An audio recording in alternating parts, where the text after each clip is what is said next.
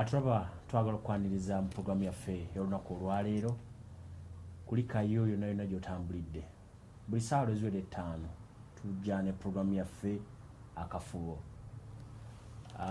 Bangi mulina emirimu gye muvaamu egitabadde myangu, abalala mufiiriddwa naye ate abalala mufunyeemu mu lunaku olwaleero. Leero ekibuga bwe kibadde enkuba tekisumbuye, kibadde kikalu bulungi ate nga n'omusana si mubi nnyo, n'olwekyo ku muntu atambula olwaleero tafunye buzibu bwonna, wabula yo ssente. Enkuba eyinza otonnya ate omuntu n'ekya ku ssaawa 7 ate omuntu n'afunyamu ssente, ate olunaku ne lubeera lulungi nnyo ne luzibya olunaku ate omuntu n'atafuna ssente. N'olwekyo ate ssente yo nze bwe yakutegeera nti ero bazifunye. Nze Twaha Mukiibi mu programu eno akafubo. Programu eno nga bwe nkugamba nti ebeerako ssaawa 5 paka ssaawa 6 okuva ku bbalaza paka Lwakutaano, so nga ate bwemala eddamu olunaku olw'enkya. Era eno bw'ebeera nti egenda kukusuba oba bw'eneekunyumira enkya essaawa 9 ejja kuba eddako.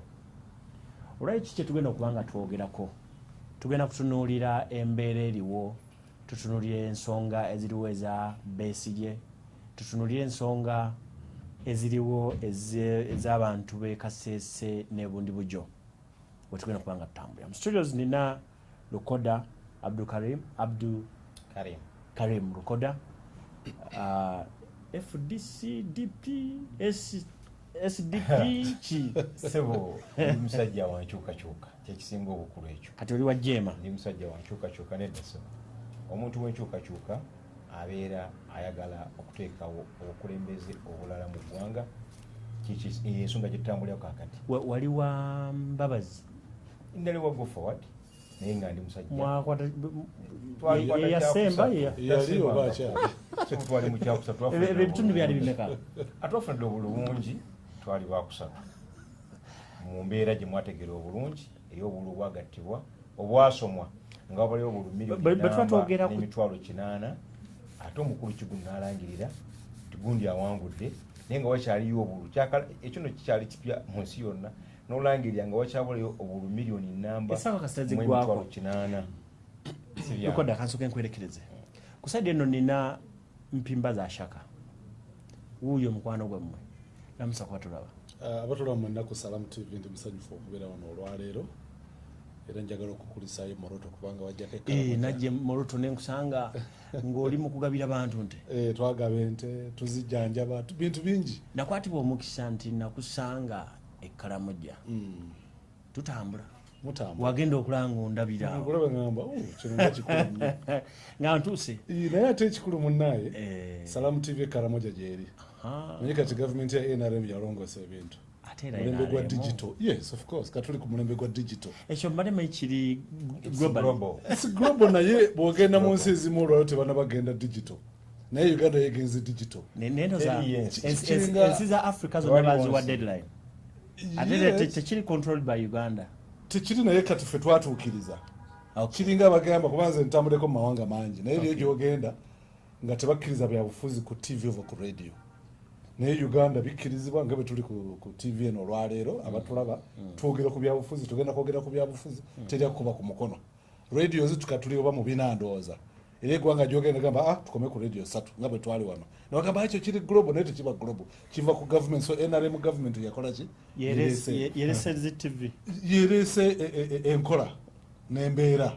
So njagala okulamusa abatulaba mwenna nti ndi musanyufu nnyo omulundi ogusoose okubeera ku TV eno. Sokondeko Kalamoja ine enkyukakyuka tujazira baba tufunye obudde nawe waliyo walaba ndo leero tetugenda kuzitunuulira tujja nandibadde nsaba tufuna akadde twogere ku Kalamoja kubanga Kalamoja olwaleero ekirungi nga nkyali munamawulire emyaka gy'ekyenda nagenda netumala wiiki namba nga tugenda Kalamoja naye olwaleero mba ngenda ziba nnaku bbiri kebe taxi kebe baasi kebe motoka lunaku otuuka actually terubula na lunaku musaa 8 oba otuuse. Oluguudo lwemukola okuva Moroto na Kapiripiri lwagwa Muyembe lukyakolebwa lulimu lutuuse kati Makati zinkyukakyuka ezimu ze walaba terubiviire kaawo katusabe ebintu bitambula n'okutuusa kati kyatala naye nga njagala okukulisa bannayuganda nti muyogeyoge mukulika akalulu mwebala okulonda obulungi mu mirembe era n'okulonda pulezidenti Museveni okumuzaako nga pulezidenti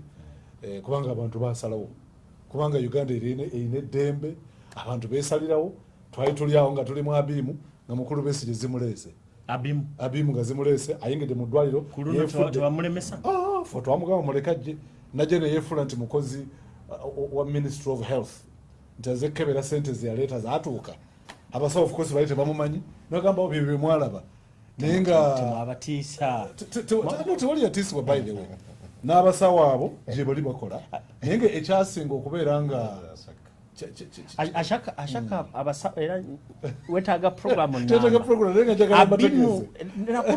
nakunoonya nga ashaka abasawo gye bali kyenjaga okusooka tulina abasawo maliroozi ogamba badokita abasawo abalambuza Besigye gye bali Sister Santina n'abalala bonna gye bali bakola nenakia n'abalala bonna gye bali bakola mirimu gyabwe bulungi nnyo teri muntu yatiisibwa teri yafuna kizibu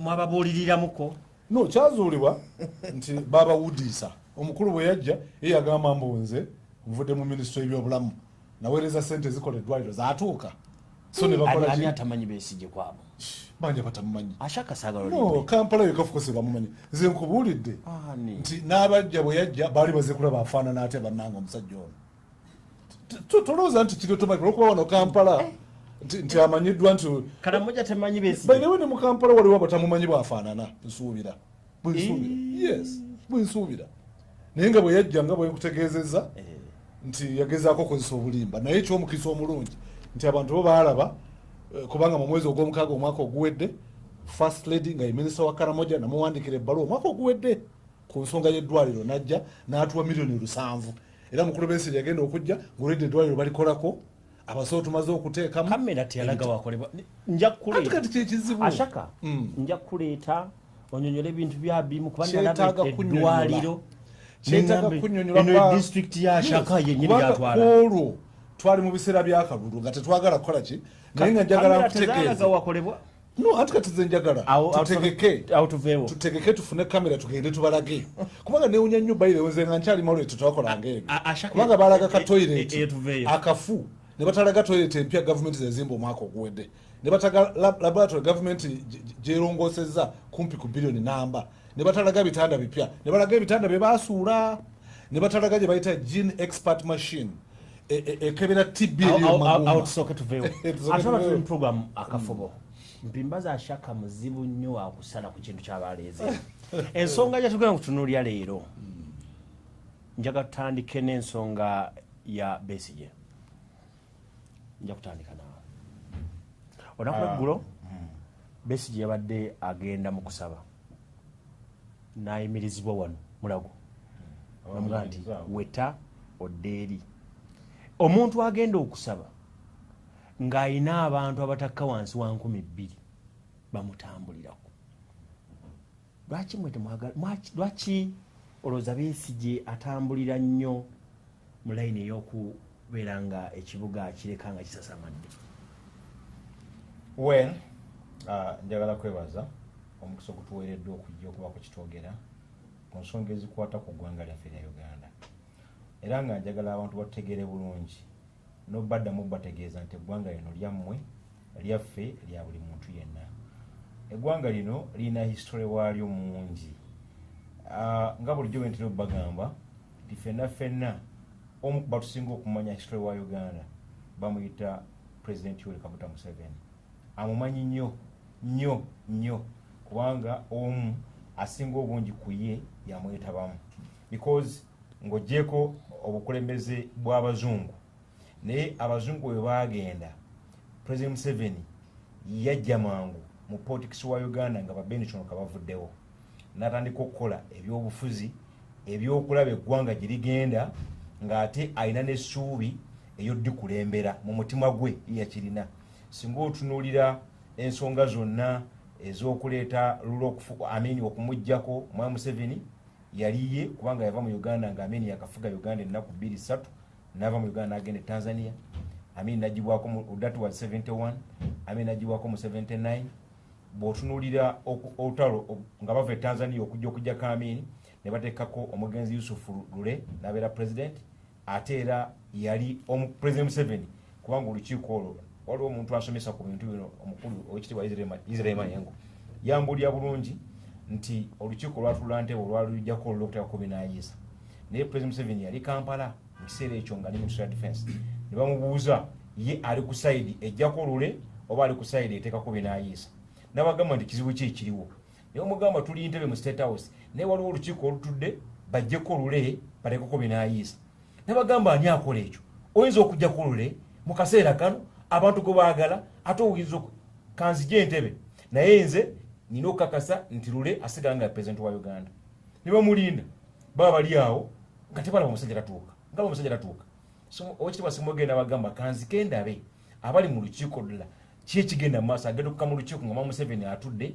atekinga notice kwani agenda okubeera vice president wa binaayisa kwani agenda okubeera ani nga bakola cabinet mpya okujjako Lule naye nga ku ssimu abagambye akwata ku Lule gwenfa naye njagala bawa katono nnyo mutegeere ali gwe tuliringa naye because bw'otuukira ku Kyabesigye olwaliwo kyolabako tekigenda kutegeeza muntu kifaananyi kirungi kiri mu ggwanga lino Mwami Museveni bwatu ne bajjako Lule ne basako binaayisa abantu ne bakaba mu Uganda n'Olule n'owaaka lobitibiki Mwami Museveni ng'ali ne banne nga yali ku system ya security balemesa bana Uganda okulaba nti basigaza president wabwe gwe baagala ne bateekako binaayisa ne binaayisa abeerako ebbanga ttono era Mwami Museveni yo kennyini era n'apanga naye najjibwako ekyo kikwataganira wane kyendeeta njagala kukuwa history wa Uganda ono tutegeere waki Besigye kuba Besigye teyazibuzi ku kkubo naye waliwo cause eyamulese ku kkubo naye Mwambi Nassanga yagiddwako okonda kwakyana ne kujja sijja bbazayo yonna okonda kwakyana ne kujja owekitiibwa Ssemwogere owa DP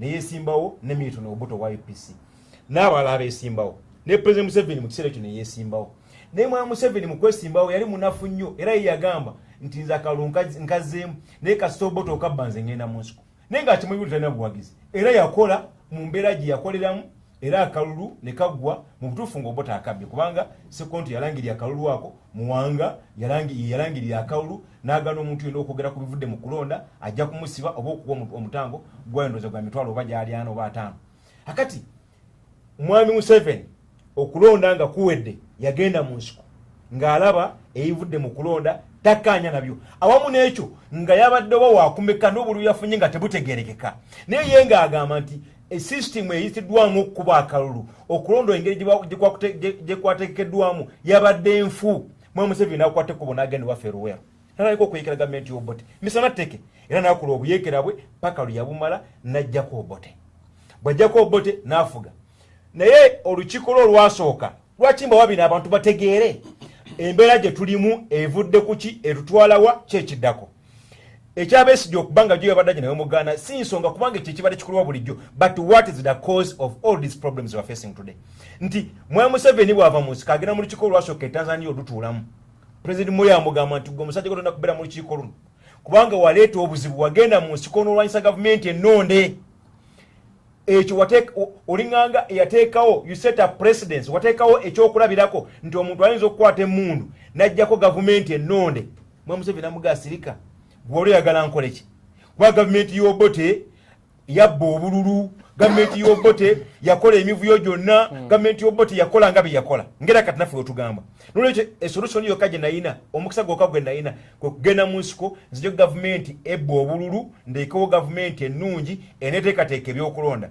Moi n'amugamba nti naye waliwo okulonda okwabadde kugenda okuddako okwa 45 lwaki tewagumiikiza n'ojja wesimba mu 45 Mwami Museveni yaddamu bw'ati n'amugamba nti mu Africa omukulembeze ali mu ntebe nga yalonze chairman w'akakiiko k'ebyokulonda ne bakomisona be IGP akulya polisi nga yamulonze omudumizi w'amagye nga yamulonze ba RDC bayimaza shaka nga yabalonze by then balinga bayita ba DC nga ba DC yabalonze okumuwangula mpozi nga yasuza midde nagamba dda Mwami Museveni tanywa mwenge tuli muwangula ddi naye kiki yagamba nti ngenda kukola bwenti mu Africa tulina okukoppa enkola y'abazungu eyabayamba okuva mu bukulembeze obw'okuttiŋŋana obw'okugenda mu nsiko n'okugyawo enfuga yonna ey'obutali bumativu nti banzi oba bakoze kino tulina ngenda kuteekawo enkola eriemu yakuteekawo kkomo ku bisanja pulezidenti byalina okufuga.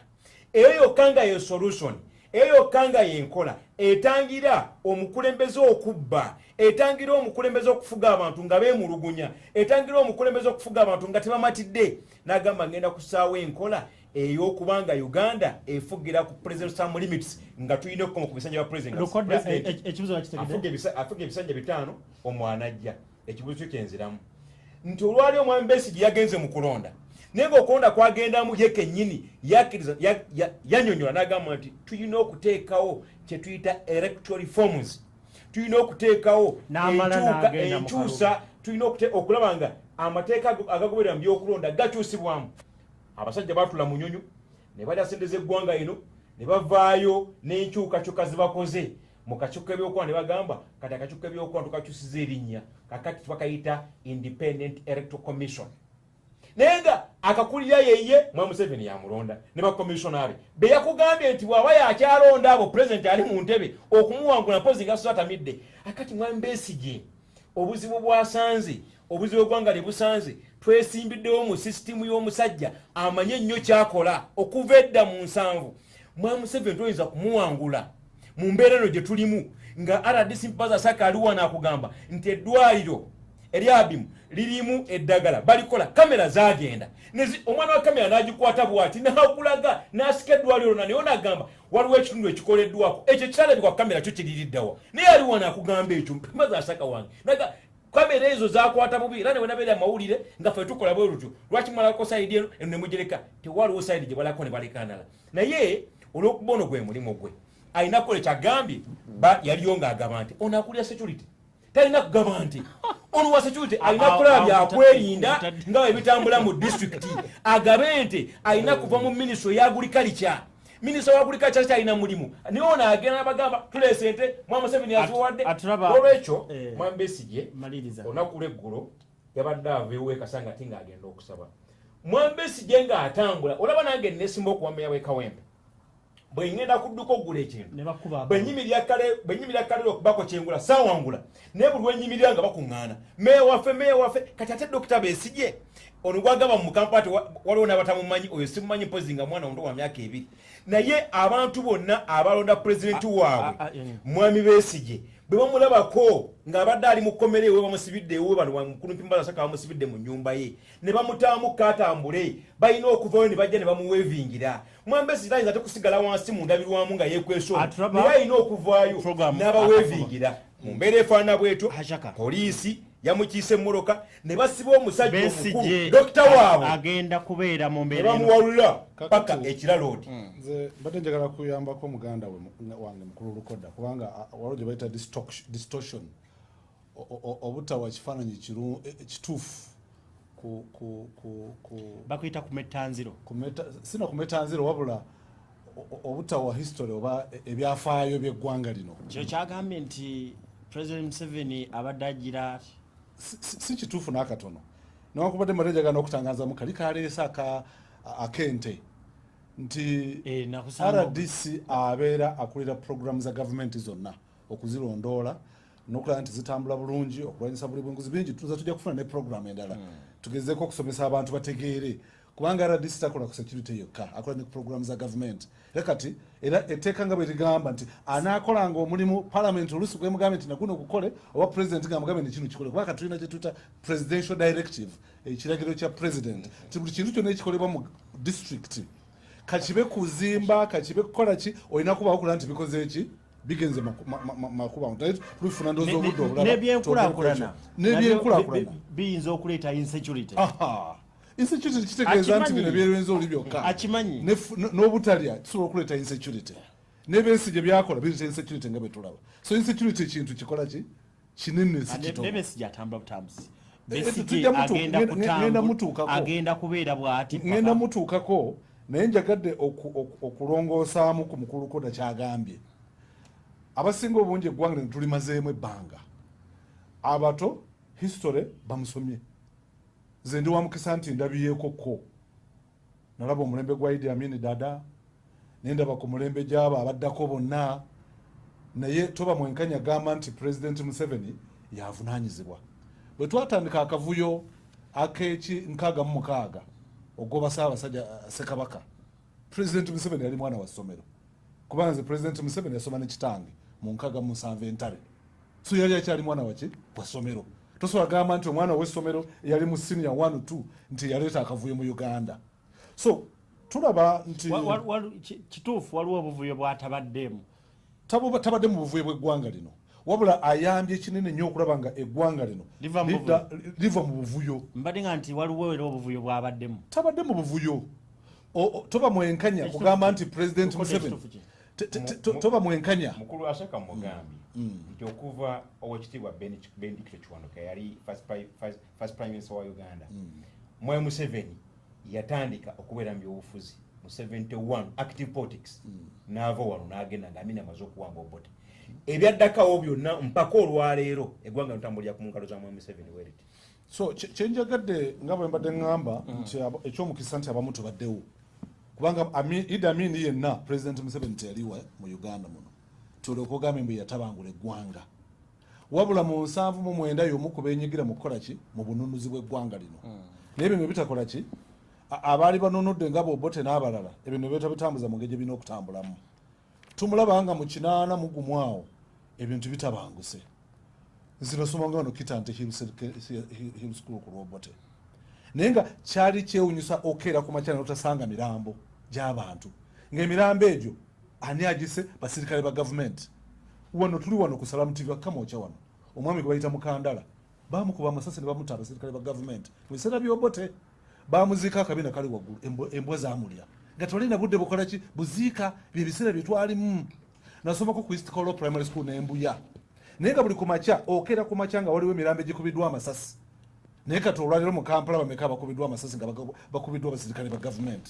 So Mukulu Asaka njagala kumanya what was the cause. Ekyo kyaliwo olw'obukulembeze obubi, kuba twaliko n'abakulembeze mu ggwanga lino. Ne Kasese wabadde walungi era kati era olw'obukulembeze buno obuliwo. Bw'wabaddewo ebitagenze bulungi mu kulonda, embeera yasajjuse abantu bakubwa amasasi. So mbadde njagala okubategeeza nti Uganda enevudde wala, era tubeera mwenkanya ogamba nti President Museveni aleese eddembe tetulaba olwaleero nga ne ku Salamu TV tujja nga RDC asobola okutula mu studio ne mwami Lukoda nga tekisoboka. Lukoda si mutemu of course, naye kyentegeezaako kugamba nti mu biseera by'emabega nga RDC tasobola kutuula na mutuuze wa bulijjo. Kati ze tuyita fundamental change, enkyukakyuka ez'omuggundu, era nze nzijukira mu 86 mu mwezi ogwa January niz'omu ku baali ku parliament nga tulaba President Museveni bamulayiza, era ng'agamba nti enkyukakyuka zendeese si ze zize mubadde mulaba, enkyukakyuka ze tulaba olwaleero. Tinebesi osobola okuyimirira olwaleero n'ovuma President Museveni n'okola otya amajjo ne gakola ki ne gamba akatukuwerekere tukukole ki tukuzeeyo awaka.